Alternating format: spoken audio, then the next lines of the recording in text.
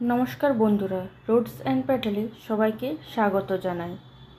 আজকে আমি একটা নতুন রেসিপি নিয়ে এসেছি তোমাদের কাছে। সেটা হচ্ছে এঁচোড়ের কালিয়া। আমরা সকলেই জানি কাঁঠাল বা এঁচোড়কে আমরা গাছপাঠা বলে থাকি। এই কাঁঠালকে ঠিকঠাক সঠিকভাবে রান্না করলে এই মাংসের স্বাদকেও হার মানায়।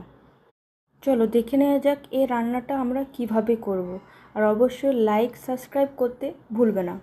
প্রেসার কুকারে আমি পরিমাণ মতন জল অ্যাড করে দিচ্ছি। আমি এঁচোড়টা আর আলুটা আগেই কেটে রেখেছি, এর মধ্যে এঁচোড়টা অ্যাড করে দিচ্ছি। এরপর আলুটাও এর মধ্যে অ্যাড করে দেবো। আলুটা আমি বড় বড়ই রেখেছি একটু। এরপর পরিমাণ মতন লবণ এর মধ্যে অ্যাড করে দেব, আর হলুদ গুঁড়ো অ্যাড করে এর মধ্যে কাশ্মীরি রেড চিলি অ্যাড করে দিচ্ছি। এরপর ভালো করে নাড়াচাড়া করে নেব। নাড়াচাড়া হয়ে গেছে, এবার প্রেসার কুকারে ঢাকনা লাগিয়ে দেব আর একটা সিটি হতে দেব। সিটি আমার দেওয়া হয়ে গেছে। গ্যাসের মধ্যে একটা কড়াই চাপিয়ে তার মধ্যে তেল অ্যাড করে দিচ্ছি। তেল অ্যাড করে দেওয়ার পর সেদ্ধ আলুটা এর মধ্যে অ্যাড করে দেব। আলুটা ভালো করে একটু লাল লাল করে ভেজে নেব। আলুটা আমার প্রায় ভাজা হয়ে গেছে। এরপর আলুটাকে একটা পাত্রে তুলে রেখে নিচ্ছি।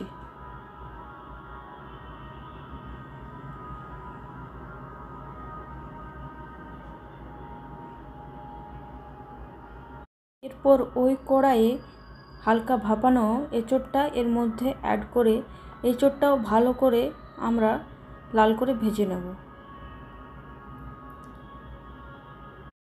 দেখতে পাচ্ছ বন্ধুরা, আমার এঁচোড়টা প্রায় ভাজা হয়ে গেছে, লাল লাল হয়ে এসছে। এরপর এঁচোড়টাকেও ওই পাত্রে আমি তুলে রেখে দিচ্ছি। সব এঁচোড়টা তোলা হয়ে গেছে আমার। এরপর ওই কড়াইয়ে আমরা একটা তেজপাতা দিয়ে দেব, একটা শুকনো লঙ্কাও অ্যাড করে তার মধ্যে দুটো দারচিনি দিয়েছি, দুটো এলাচ আর দুটো লং, দুটো 4-5টে গোলমরিচ আর গোটা জিরে দিয়ে দেব। দেওয়া হয়ে গেছে। এরপর ভালো করে একটু নাড়াচাড়া করে নেব। জিরে আর এলাচের মধ্যে একটা ভালো গন্ধ বেরিয়ে গেলে এর মধ্যে আমরা কেটে রাখা পেঁয়াজটা এর মধ্যে দিয়ে দেব।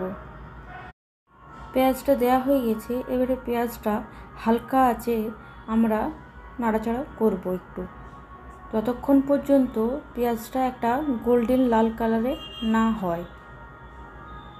পেঁয়াজটা লাল করে ভাজা হয়ে গেছে। এর মধ্যে আমরা যে পেস্টটা তৈরি করে রেখেছি সে পেস্টটা দিয়ে দেবো। এর মধ্যে টমেটো, কাঁচা লঙ্কা, আদা আর রসুন এই তিনটিকে ভালো করে পেস্ট করে নিয়েছি আমি এর আগেই।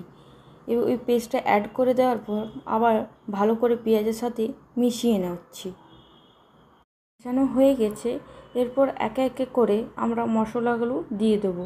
ফার্স্টেই আমি লবণ অ্যাড করেছি। এরপর হলুদ গুঁড়ো, কাশ্মীরি রেড চিলি পাউডার, জিরে গুঁড়ো, ধনে গুঁড়ো অ্যাড করে দেওয়ার পর ভালো করে আমরা আবার নাড়াচাড়া করে নেব, যাতে মশলার সাথে ভালো করে নাড়াচাড়া হয়ে যায়। দেখতে পাচ্ছ বন্ধুরা, আমাদের ভালো করে নাড়াচাড়া হয়ে গেছে। এরপর কড়াইয়ে একটা ঢাকা দিয়ে রেখে দেব 5 মিনিটের জন্য, যতক্ষণ তেল ওপরে না আসে। 5 মিনিট হয়ে গেছে, ঢাকা খুলে দেখব তেল প্রায় একটু চলেই এসছে। এর মধ্যে আমরা এঁচোড়টা আর আলুটা যেটা ভেজে রেখেছিলাম আগে সেটা এর মধ্যে অ্যাড করে দিচ্ছি। অ্যাড করে দেওয়ার পর আবার ভালো করে নাড়াচাড়া করে নেব। গ্যাসের আঁচটা আমি কিন্তু লো রেখেছি। আমার নাড়াচাড়া হয়ে গেছে। এরপর আমি একটা ঢাকা দিয়ে রেখে দেব 6 মিনিটের জন্য। 6 মিনিট হয়ে গেছে, ঢাকা খুলে দেখব। দেখতে পাচ্ছ বন্ধুরা, কি সুন্দর একটা কালার চলে এসছে। আবার একটু নাড়াচাড়া করে নেব। আর তেলটাও উপর দিকে চলে এসছে। এঁচোড় আলুর সাথে মশলাও খুব ভালো করে মিশে গেছে, তোমরা সকলেই দেখতেই পাচ্ছ। পর্যায়ে আমরা গরম জল অ্যাড করে দিচ্ছি। গরম জল যে কোনো কিছুতেই সবজিতে দিলে একটা সবজির স্বাদ অন্যরকমই হয়ে যায়। গরম জল দেওয়ার সাথে ভালো করে মিশিয়ে নেব এঁচোড়টার সাথে। ঝোলটা ফুটে এসছে, তোমাদেরকে দেখিয়ে দিচ্ছি আলুটা আমার কতটা সেদ্ধ হয়েছে, আর তার সাথে আমি এঁচোড়টাও দেখিয়ে দিচ্ছি কতটা সেদ্ধ হয়েছে। দেখতেই পাচ্ছ বন্ধুরা, আলু এঁচোড় দুটোই আমার সেদ্ধ হয়ে গেছে। এরপর গরম মশলা অ্যাড করে দেব।